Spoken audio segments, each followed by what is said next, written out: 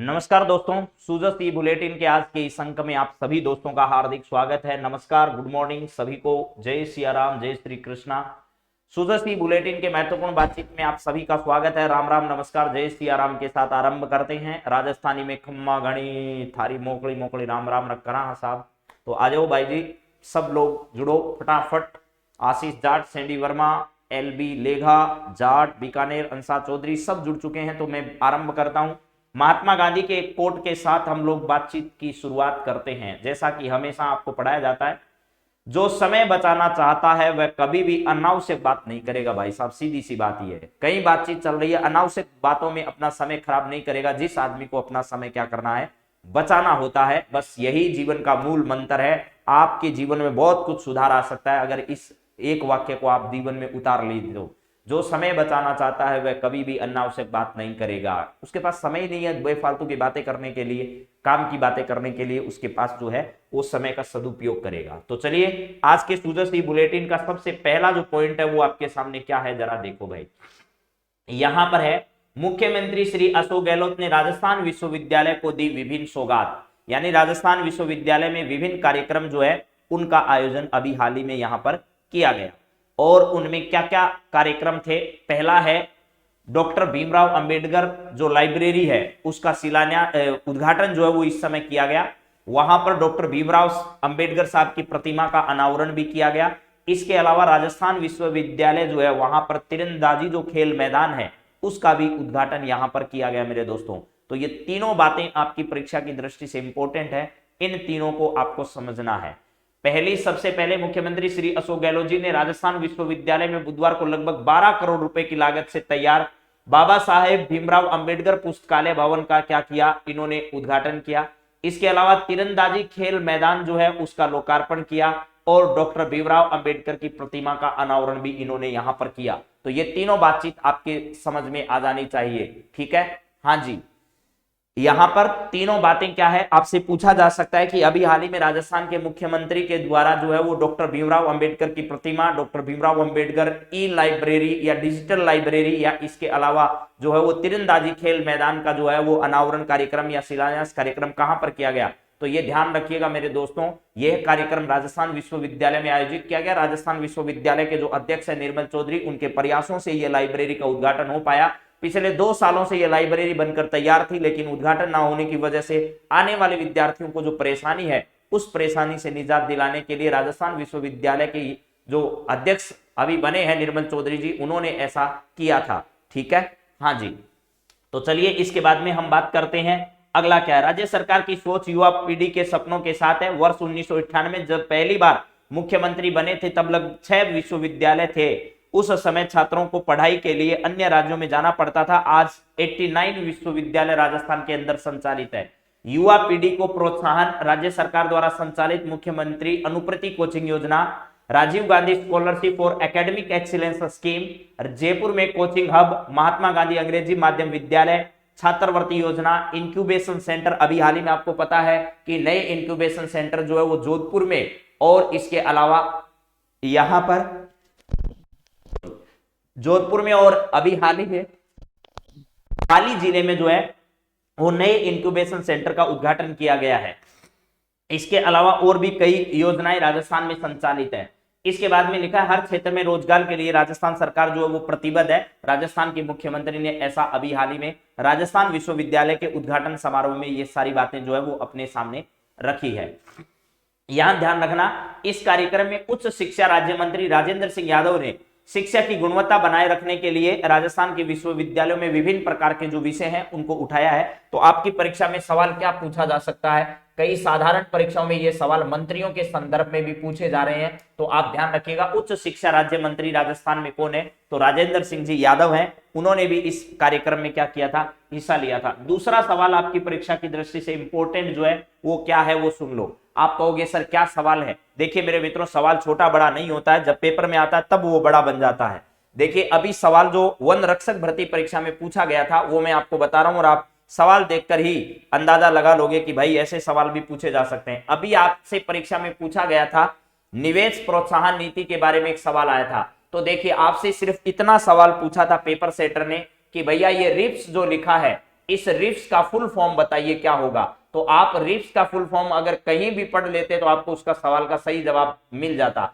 अभी हाल ही में नई राजस्थान में जो पॉलिसी है वो राजस्थान सरकार लेकर आ रही है और यहां पर आपको रिप्स की फुल फॉर्म दे रखी है। रिप्स की फुल फॉर्म है राजस्थान निवेश प्रोत्साहन नीति। यहां क्या दे रखा है, राजस्थान निवेश प्रोत्साहन नीति की ही फुल फॉर्म क्या है, रिप्स है। और 2022 में उद्यम के लिए खरीद अथवा लीज पर ली गई भूमि पर स्टांप ड्यूटी में क्या दी जाएगी, छूट दी जाएगी। राज्य सरकार ने राजस्थान निवेश प्रोत्साहन नीति 2022 के तहत पात्र उद्यम के लिए खरीद अथवा लीज पर ली गई भूमि पर स्टांप शुल्क में छूट देने का क्या किया है, निर्णय लिया है। तो इतना सही सवाल आया था बस कि भैया रिप्स का फुल फॉर्म बताइए क्या होगा।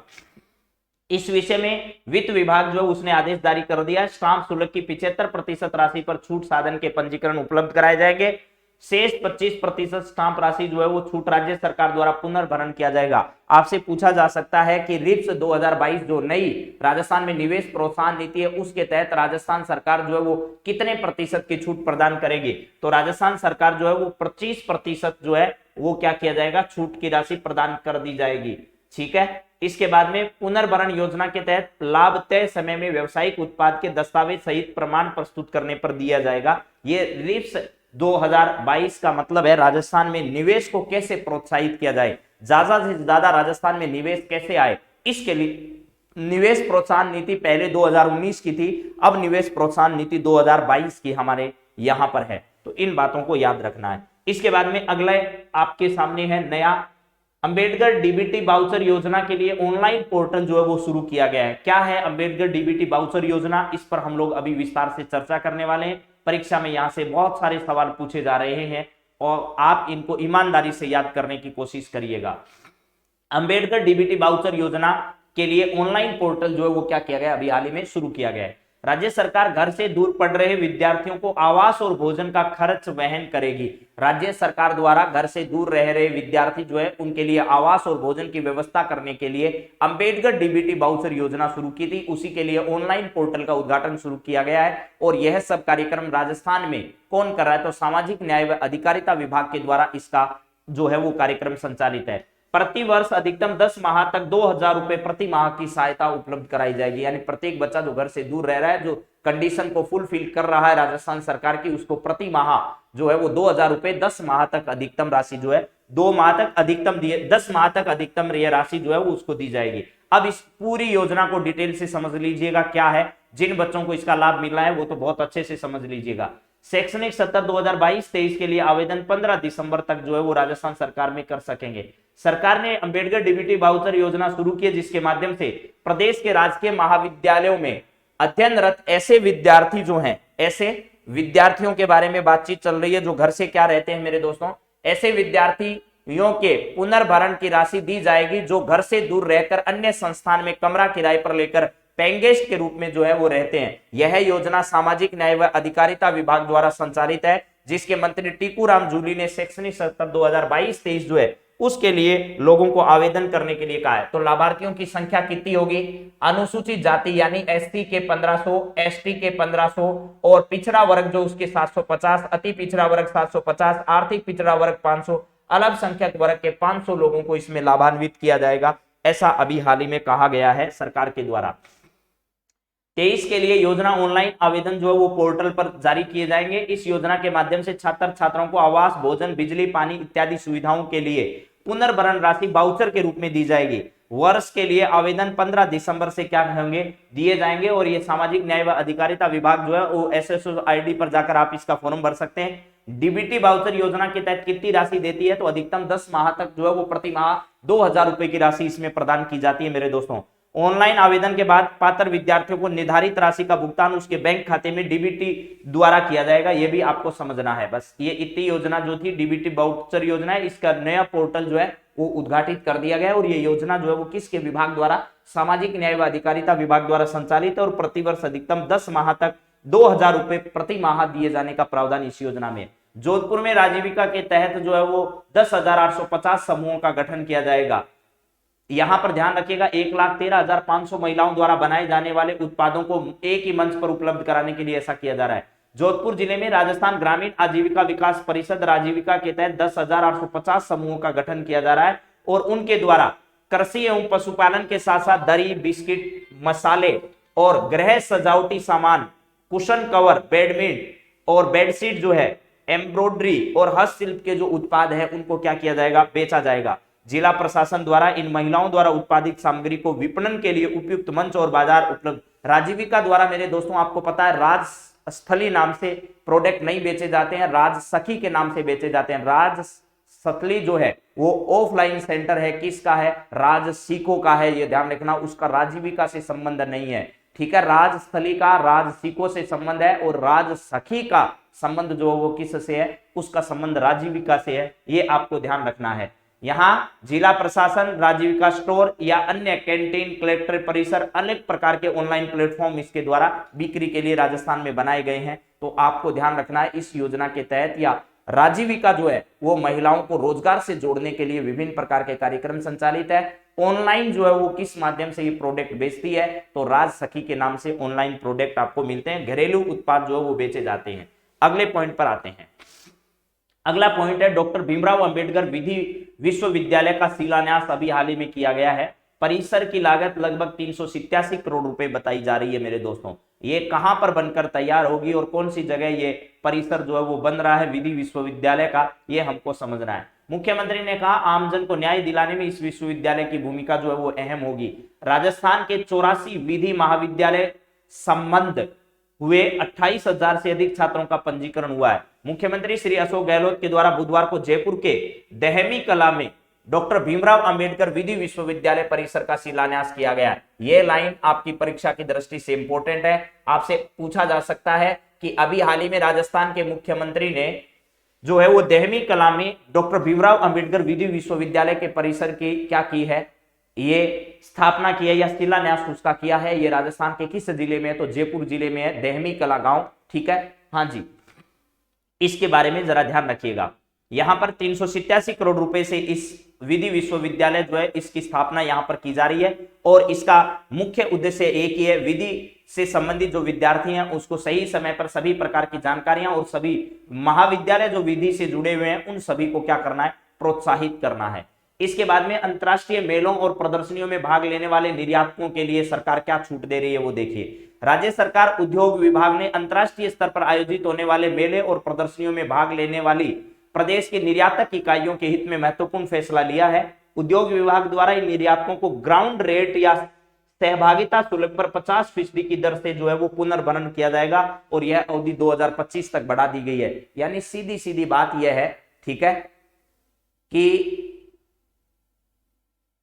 राजस्थान सरकार ये चाहती है कि अलग अलग अंतर्राष्ट्रीय स्तर के जो मेले आयोजित किए जाते हैं, चाहे वो दिल्ली में हो चाहे अन्य किसी शहर में हो, उन अंतर्राष्ट्रीय मेलों में क्या किया जा सकता है मेरे दोस्तों, राजस्थान के निर्यातक भाग लें और अगर वो भाग लेते हैं तो वहां पर जो स्टॉल लगती है उस स्टॉल पर आने वाला सहभागिता जो शुल्क है उसका 50% पैसा जो है वो राजस्थान सरकार देगी, ऐसा राजस्थान सरकार ने कहा है।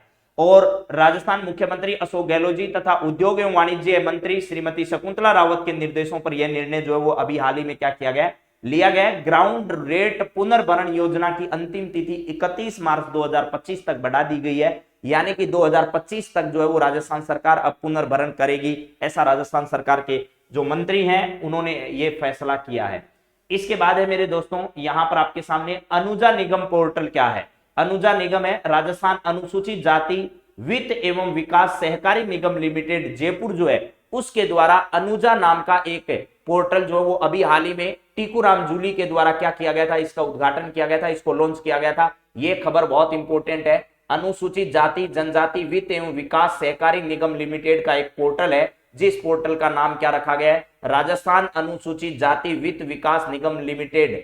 इसका एक ऑनलाइन पोर्टल का उद्घाटन पिछले दिनों किसके द्वारा किया गया था, टीकूराम जूली के द्वारा किया गया था। इसमें विभिन्न प्रकार के वर्ग के जुड़े हुए जो लोग हैं वो अपना रजिस्ट्रेशन करा सकते हैं, प्लस जो भी सरकार का लाभ है वो लाभ यहां पर ले सकते हैं।